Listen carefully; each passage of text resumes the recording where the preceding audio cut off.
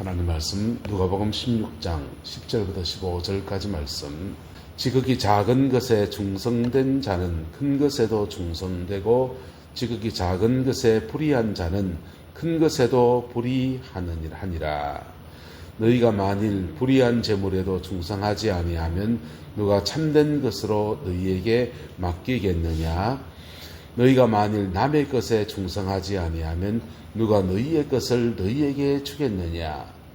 집 하인이 두 주인을 섬길 수 없나니 혹 이를 미워하고 저를 사랑하거나 혹 이를 중히 여기고 저를 경히 여길 것임이니라. 너희는 하나님과 재물을 겸하여 섬길 수 없느니라. 바리새인들은 돈을 좋아하는 자들이라. 이 모든 것을 듣고 비웃거늘 예수께서 이르시되 너희는 사람들 앞에서 스스로 옳다 하는 자들이나 너희 마음을 하나님께서 아시나니 사람 중에 높임을 받는 그것은 하나님 앞에서 미움을 받는 것이니라. 아멘.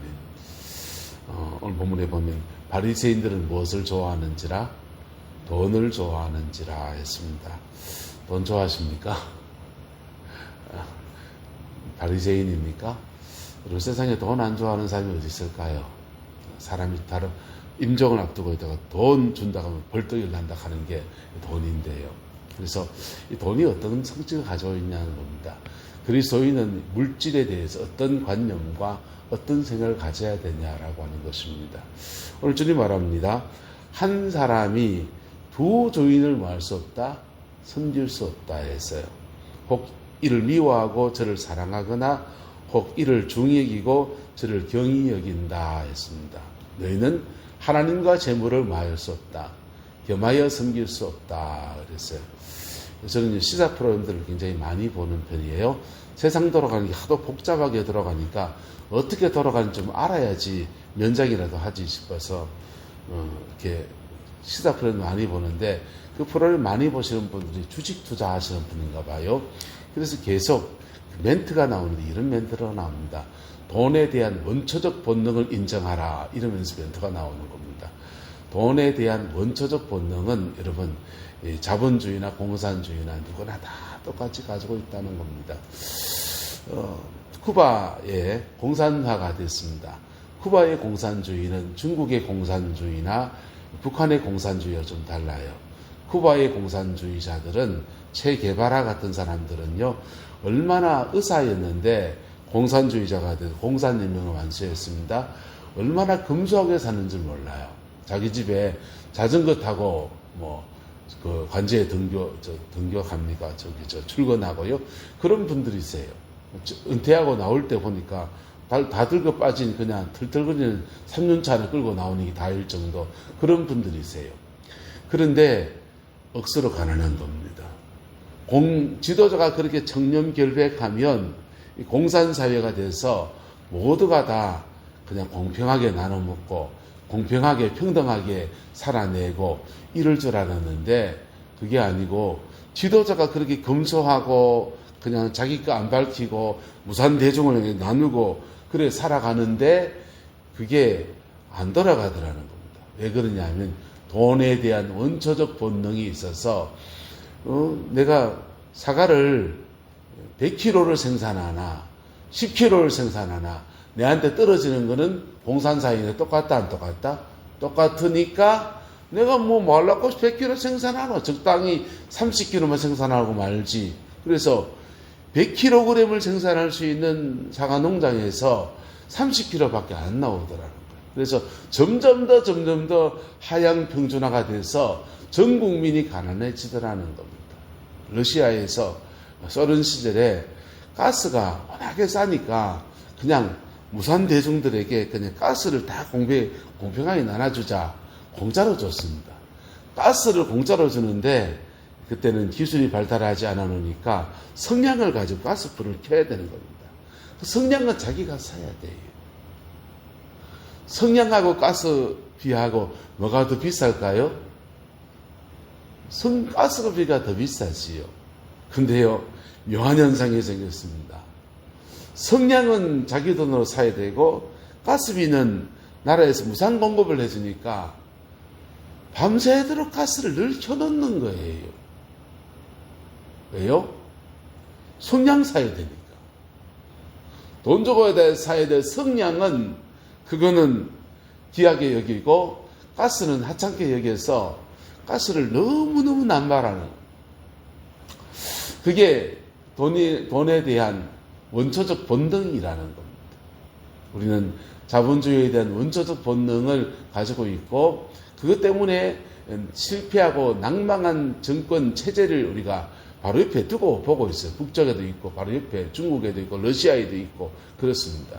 근데 오늘 성경은 이렇게 말합니다. 한 사람이 누구를 섬길 수 없다. 두 주인을 섬길 수 없나니. 혹 이를 미워하고 저를 사랑하거나 혹을 이를 조기 여기고 저를 경히 여김이라. 그리고 그 두 주인이 뭔지를 말합니다. 너희는 하나님과 무엇을 겸하여 섬길 수 없다. 재물을 겸하여 섬길 수 없다. 라고 말하는 겁니다. 돈을 숭배합니까? 돈신을 섬깁니까? 여러분, 돈신을 섬기진 않잖아요. 근데 정권가에 가면 거기 황소를 이렇게 꾸려놨습니다. 상소상을 내놨습니다. 농사의 신, 농사를 주관하는 신, 그 황소, 소가 있어야 경작을 하기 좋으니까. 그래서 황소를 숭배하는 것이 물신숭배, 돈숭배였어요. 고대사회는. 우리는 그런 눈에 보이는 신을 만들어 놓고 섬기진 않아요. 그런데 우리의 마음속에 하나님보다 돈을 더 사랑하는 마음이 우리에게 있을 수 있다 없다? 있다는 것입니다.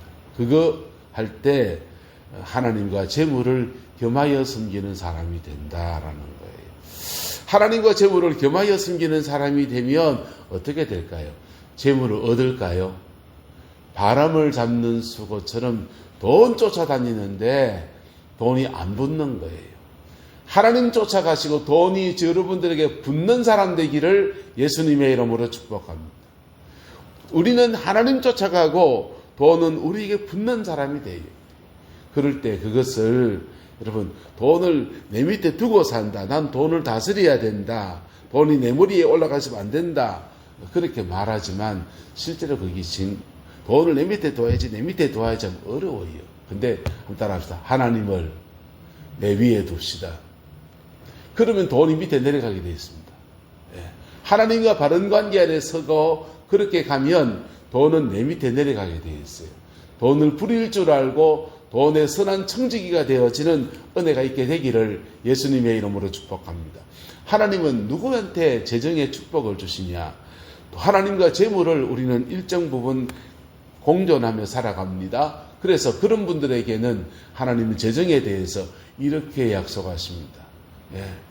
성경에 나오지 않습니까?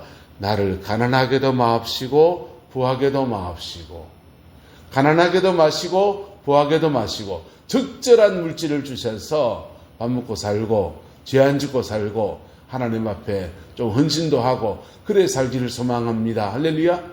그런 분들은 하나님과 재물을 이 중간에서 이 질서가 터트려졌기 때문에 주님은 그렇다고 세상에 필요한 물질을 안 주시면 안 되잖아요. 그래서 하나님과 재물 안에서 주님이 정하여 주시는 거예요.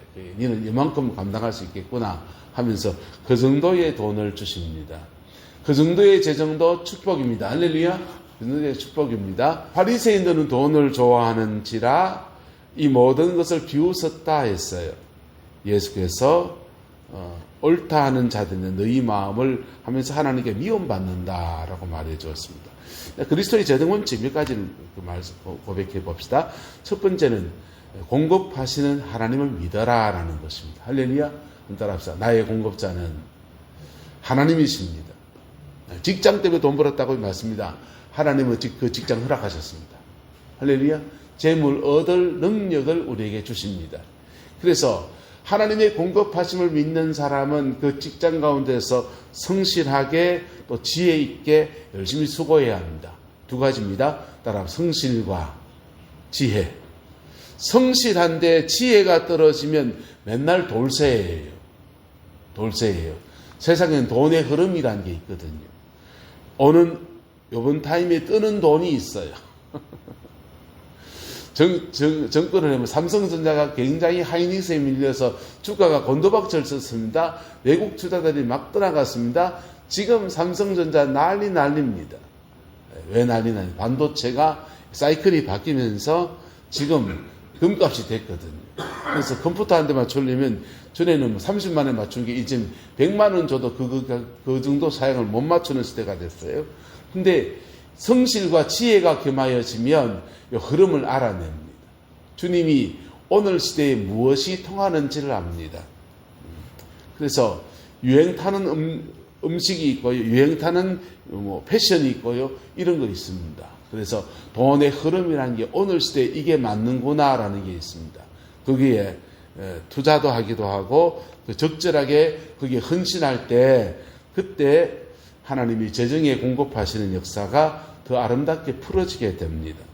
세 번째는 따라합시다. 같이 시작. 심은 것을 받침돌로 삼으신다. 할렐루야. 뭐 하신다고요? 심은 것을 받침돌로 삼으신다. 우리가 하나님 앞에 헌신으로 심은 것들을 하나님은 받침돌로 삼으십니다. 보세요. 100만 원 투자했습니다. 100만 원 심었습니다. 하나님께서 100만 원에 30배 거두게 하십니다. 얼마입니까? 3천만 원입니다. 100만 원 심었는데 3천만 원 거두면 심은 대로 거두는 겁니까? 심은 것에 30배를 거둔 겁니까? 개수로 말하면 30배지만은 그것을 30배라고 하지 않고 따라합시다. 은혜로 거둔 것입니다. 나는 하나님 앞에 아주 작은 것으로 심었는데 심은 것에 뻥튀기가 되어서 30배를 거두면 100배를 거두면요. 그것은 은혜라고 하는 겁니다. 할렐루야. 하나님은 왜 우리에게 심고 거두게 하십니까? 심는 것을 통해서 하나님은 물질에 대해서 합격을 주시는 거예요. 네 돈 맡겨도 되겠네라는 겁니다. 할렐루야. 네. 너 돈 맡기면 허튼 데 안 쓰고 돈 맡기면 선한 데 쓸 줄 알고 유통하는 자가 돼서 흘려보낼 줄도 알고 그 돈 가지고 성실하게 자녀들을 도우고 이렇게 세워갈 줄 아네 할 때 주님이 재정을 맡기시는 거예요. 그때 하나님의 지렛대가 역사합니다. 지렛대를 보십시오. 받침돌 하나만 놓여지면 큰 지렛대가 여러분 몇백 배의 받침돌 몇백 배의 무게도 감당해내면서 그것을 굴려냅니다. 하나님의 지렛대, 하나님의 능력이란 지렛대가 우리의 작은 받침돌의 역사에서 큰 하나님의 역사에 쓰임받게 하시고 그것을 대갚아서 우리에게 축복으로 안겨주시는 거예요. 할렐루야. 그래서 심은 것들, 하나님 앞에 복되게 심은 것들을 하나님은 받침돌로 쓰십니다. 할렐루야. 받침돌로 쓰십니다. 그래서 그 어디다 심어야 됩니까? 선교에 심으십시오. 선교에 심으십시오. 어디다 심어야 됩니까? 하나님 나라의 선한 일에 심으십시오. 어디다 심어야 됩니까? 예? 내가 정말 저 사람 구제할 사람을 심으십시오. 그거 잘 모르겠으면 교회에 심어야 돼요. 그러면 교회가 이 재정을 하나님의 뜻 안에서 집행해야 됩니다. 하나님의 뜻 안에서 집행해야 됩니다. 그럴 때 심은 것들이 하나님의 거룩한 받침돌이 되어서 아주 복되게 사용되어지는 은혜가 있는 겁니다.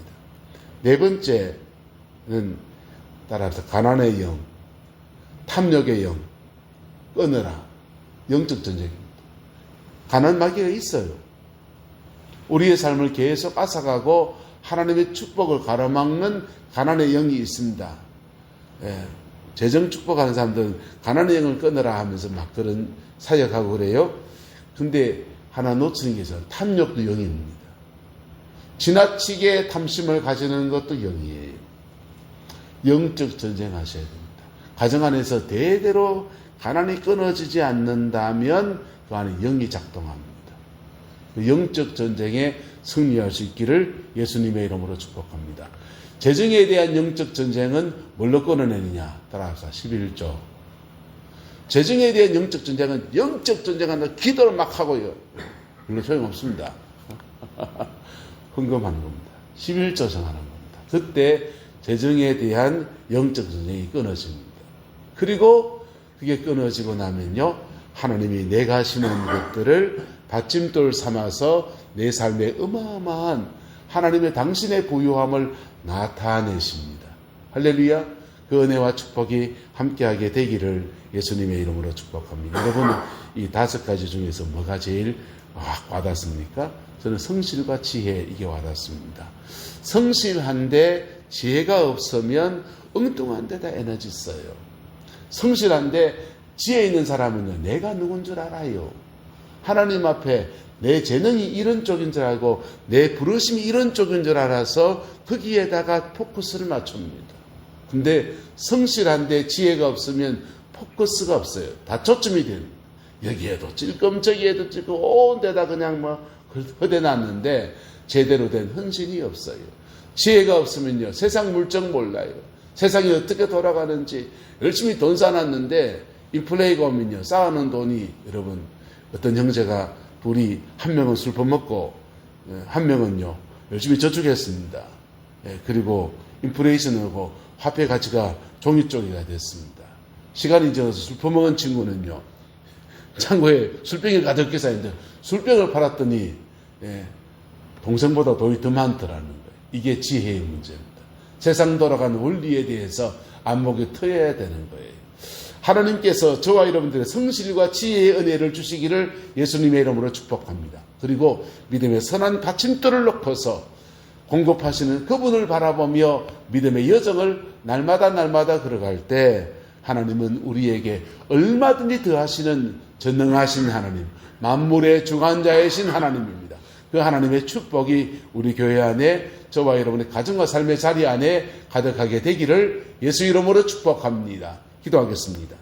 좋으신 아버지 하나님, 주님의 은혜와 사랑을 감사합니다.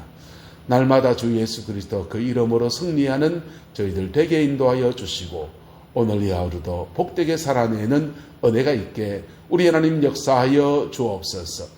여호와께서 온전한 은혜와 사랑으로 함께해 주시기를 원합니다. 예수님의 이름으로 축복하며 기도드리옵나이다. 아멘.